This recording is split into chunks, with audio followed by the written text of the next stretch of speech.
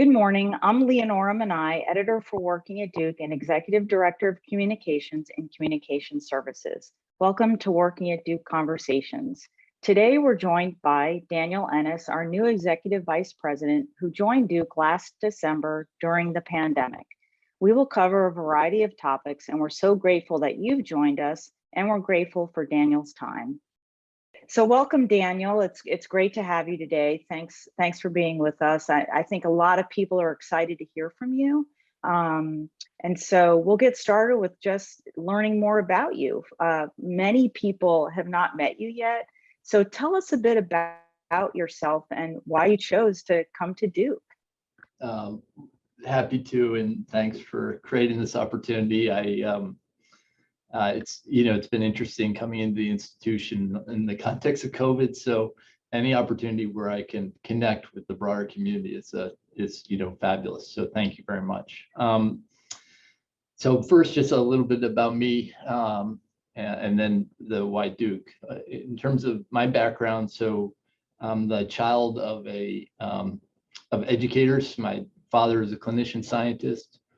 First at the NIH and then at UMass Medical Center in Worcester. And so I've always been close to the patient care experience and the research experience. He had a large research program.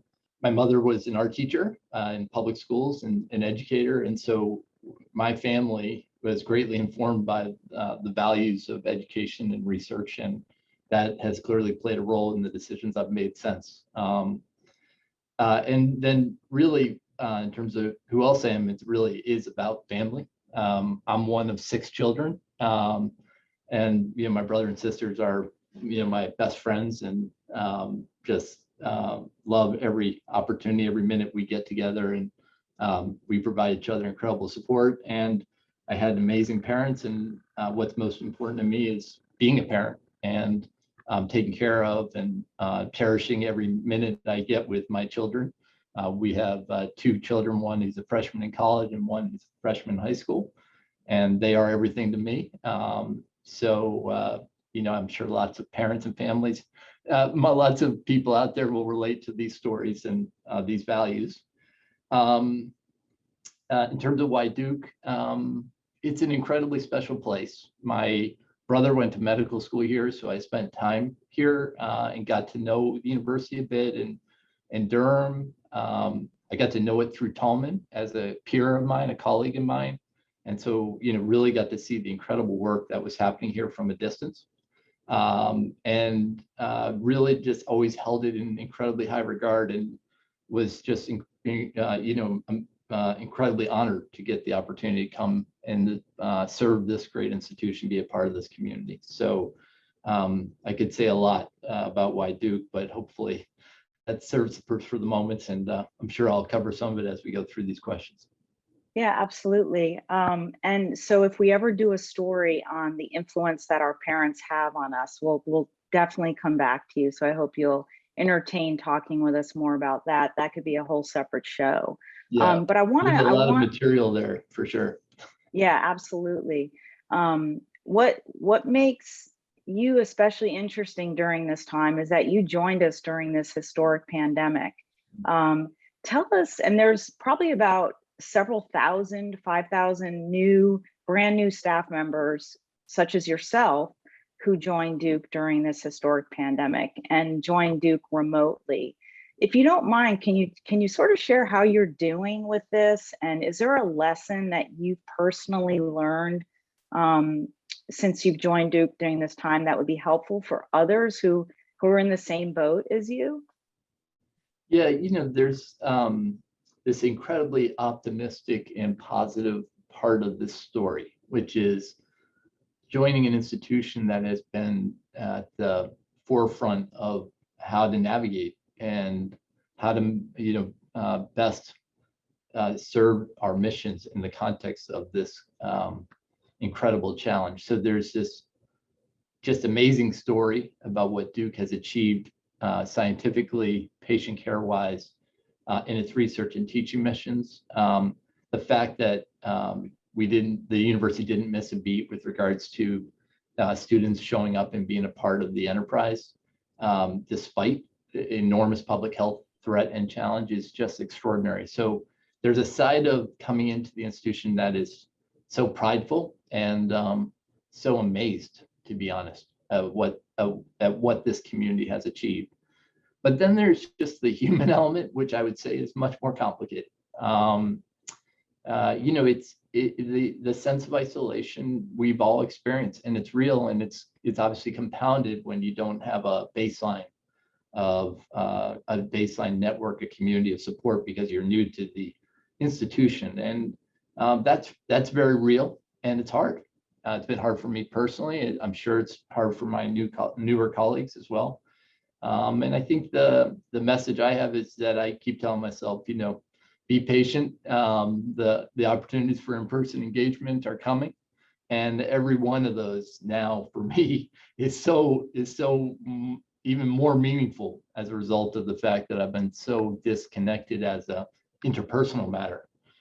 Zoom is not sufficient. It's important, it's been invaluable, but it is insufficient for that connection. And I guess my main advice that I keep telling myself is just be patient. It's going to come. The opportunities for that deeper connection are awaiting. So if you're feeling challenged, you're not alone.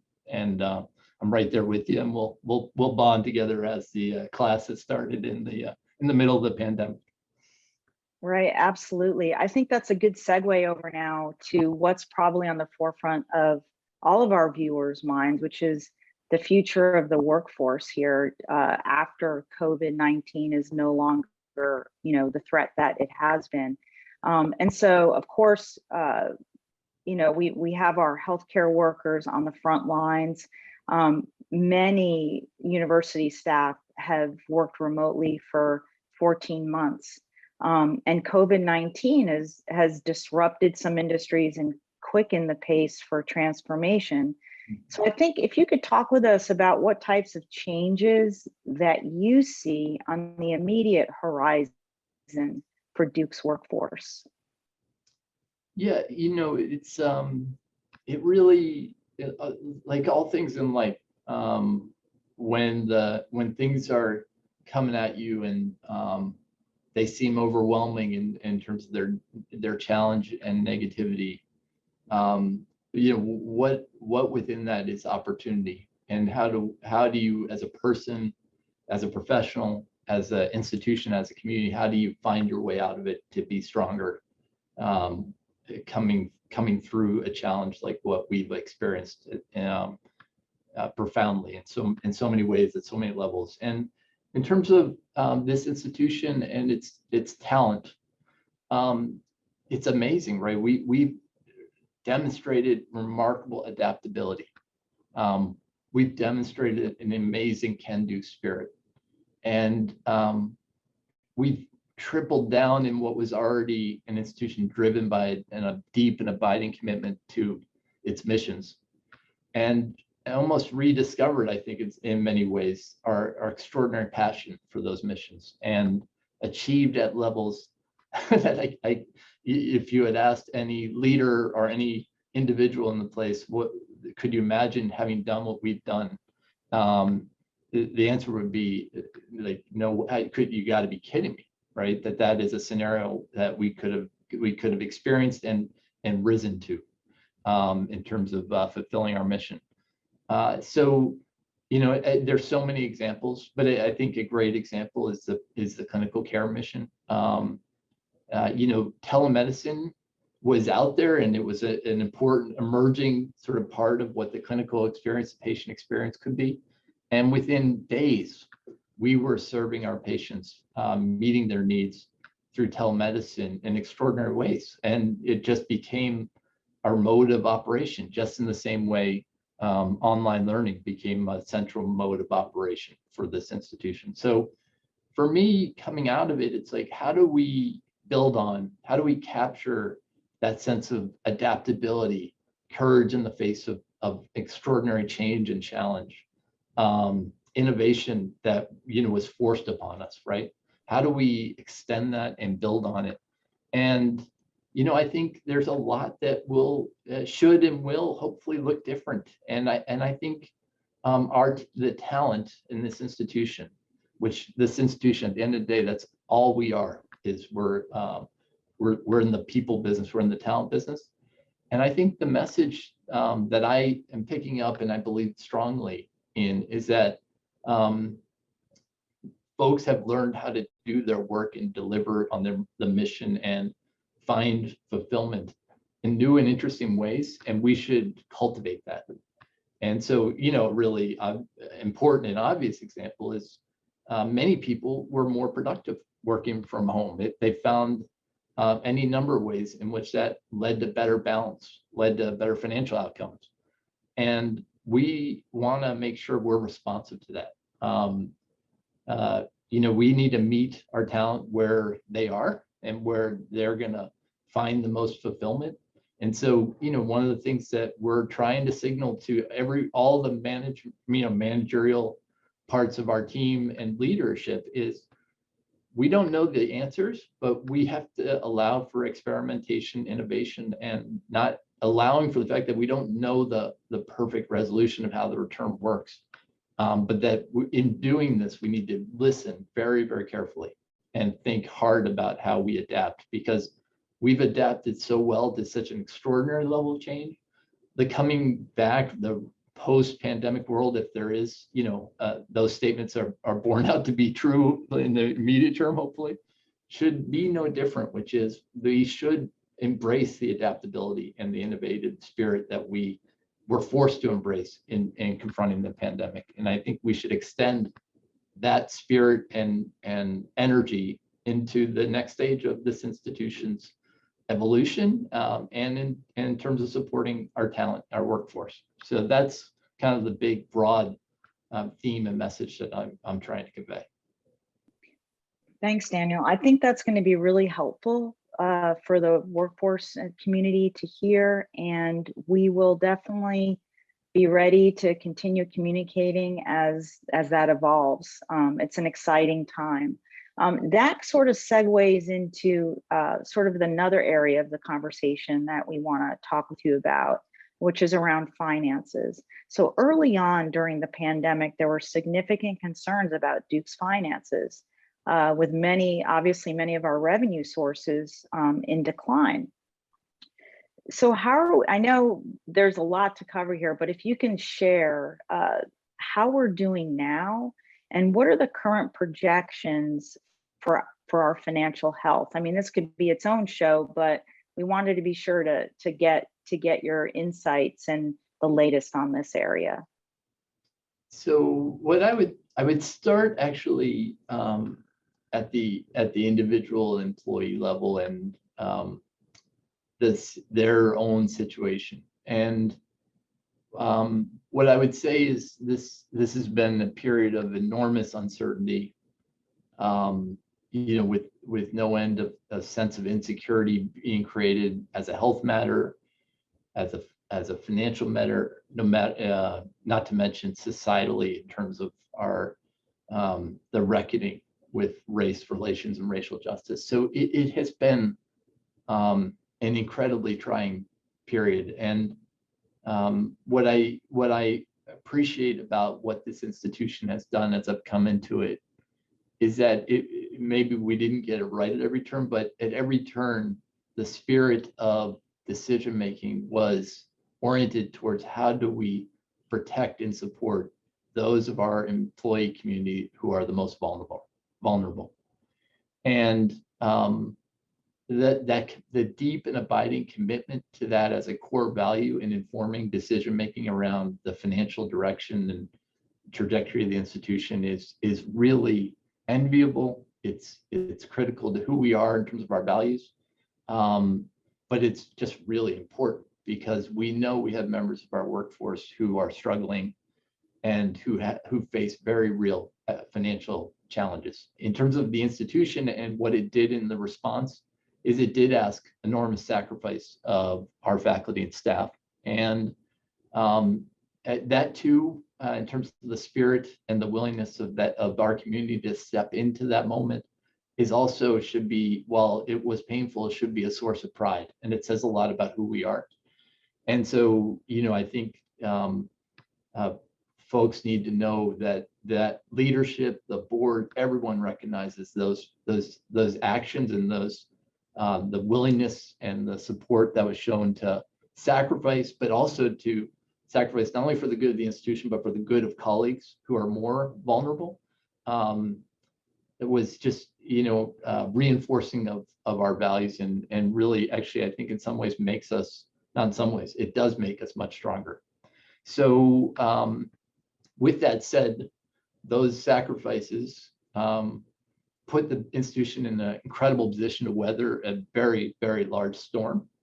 And the outcome for the current fiscal year is far better than anyone could have imagined in terms of what happened with revenues minus expense. So we come out of the pandemic stronger, just in the way I described with regards to how we work and support our missions. And, we as an institution will constantly face the challenge, which is every available dollar we can create that we can find needs to go to mission, and you can never do enough in that regard. And so our ongoing struggles of assuring that we are disciplined in managing expenses, entrepreneurial and creative about finding new funding, that doesn't stop, and in truth only accelerates as we come out of this, because a lot of the savings that we found to help us weather the storm in the current fiscal year go away. We're restoring retirement contributions. We're going back to normal salary increases. And so that just increases the challenge with regards to finding the balance and being really smart about expense management. So the disciplines that we have found relative to slowing the rate of expense growth, I'm quite hopeful we'll sustain them in smart ways, but while also assuring we're getting back to work in every respect, and to as much normalcy as possible.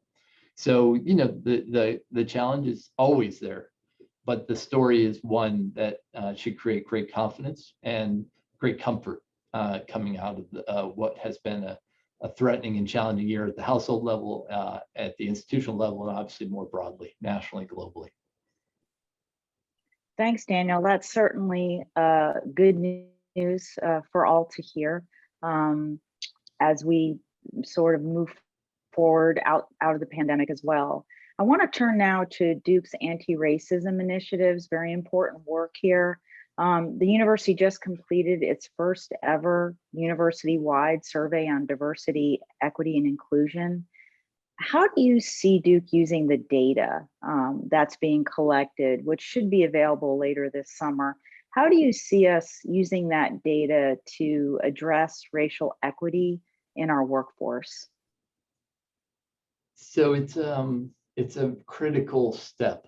Let me just back up from the survey piece, because I think it fits into a broader story about where we need to go together as a community, and then how that survey, which was really terrific in terms of how our employees put in the time invested in completing that survey. The returns in terms of the participation rates are very impressive. So thank you.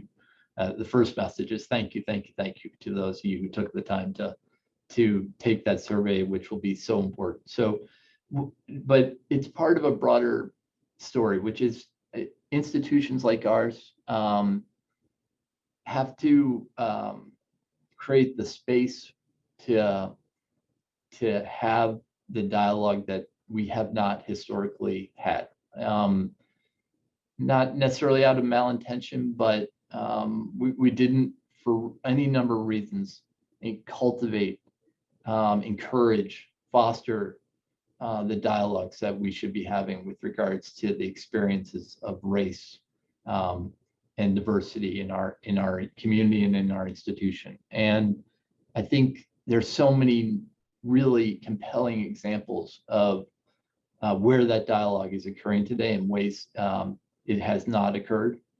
But we can't do enough of that. And so I just wanted to emphasize that before you can move forward together to really address structural inequities as an institution, you have to assure that we have shared understanding of what people have experienced, where pain has been created, where inequities are perceived and real. And so that just takes great intentionality and very careful dialogue and listening, careful attention to creating dialogue and to careful listening. And I think while there's been enormous progress, there's more to be done there. And one way in which you do that is through the execution of a community-wide survey. And that survey will be invaluable because it will create, for the first time, and in this regard, I'm really going to be speaking to staff, a baseline of understanding of what our staff experience with regards to the experience of race in the workplace, the experience of whether or not we're actually fulfilling what we say with regards to diversity and inclusion. And so that moment of holding a mirror up, we've been doing it through dialogue and through really important conversations. But this will be a holistic, data-driven, foundational exercise to round out that conversation and inform it in ways that you're just falling short if you haven't created that survey moment, that data collection moment. So it will be something that will be carefully understood and discussed, and it will be hugely informative to the sort of programming and action plan forward. You think you understand the steps as a leader, that the interventions and programs that should get built, but in truth, if it's not cultivated organically from teams and within departments and schools, and it's not informed by objective, confidentially developed survey data, you're very likely to get it wrong. And so it's just another way to inform and shape the path forward with regards to just changing the experience of this institution as it relates to its race relations, its commitment to racial justice, and addressing inequities in the experiences of how we deliver on the values we have for a diverse and inclusive work environment. So much more to come. Thanks, Daniel. That's very important information for everybody to hear and engage with going forward. I want to turn now sort of to our last topic, which is Duke's inspiring future. In recent years, our campus has undergone a huge physical transformation with lots of new construction on campus. And I'm not necessarily asking you to just focus on construction, but if you had a crystal ball across Duke, thinking to the future, as you look ahead, where do you see the priorities and needs beyond construction, with construction, just anything? Where do you see the priorities and needs for Duke to continue to evolve and thrive in the future? So you're looking at your crystal ball. Tell us what you think. The first thing to say is that the investment in the campus has been extraordinary, and we are the great beneficiaries of a lot of care and thought and resources that have been cultivated and invested to just create the wonder which is the Duke University campus. So it's an enormous gift to future generations of leaders like me and staff and faculty and students. So that's a beautiful thing. I do believe, and President Price and Provost Kornbluth and the deans are very clear and strong on this, which is the next generational move in terms of major investment and resource allocation will be in our people, and that comes in the form of trying to raise professorships to create the opportunities that those bestow on our faculty and help us compete for the world's best talent. The needs for supporting and raising more financial aid to assure that we create access and affordability to the greatest extent to the incredible opportunity which is a Duke education. The ways in which we support our research program and our teaching programs through infrastructure investments, technology capabilities that leverage the time and the experience of our faculty and learners. So I believe this is a moment in time, and this is very typical in institutions. There's the pendulum shifts in terms of the where and how investment gets allocated. And the message that's being delivered and will be a focus of our fundraising is squarely on recruiting, cultivating, retaining our talent. And how you do that is you invest in supporting our faculty, supporting our students and trainees. This is a big opportunity and a big challenge. But I'm sure 20 years ago, when they thought about what this campus should look like and how we should invest in Durham, they without question said this is a big challenge and opportunity, and they got after it. And so we will do the same in the classic Duke way. Thanks, Daniel. That is fascinating, and we'll again look forward to writing more on these topics and having more conversations around that in itself. That pretty much wraps up the conversation today. I just want to thank you very much for joining us today, and I hope this is the beginning of multiple conversations to come with you on a variety of topics. And so thank you, Daniel, and welcome to Duke, welcome to Durham. And I just want to tell our listeners out there to watch the YouTube channel for additional conversations. Please read the Working at Duke magazine when it arrives at home and get connected to the campus and community members. Follow us on Facebook, Twitter, and YouTube. And also be sure to check out working.duke.edu at least every day for the latest news and information for your job and career at Duke. Thanks for listening. Produced by the Office of Communication Services, online at working.duke.edu.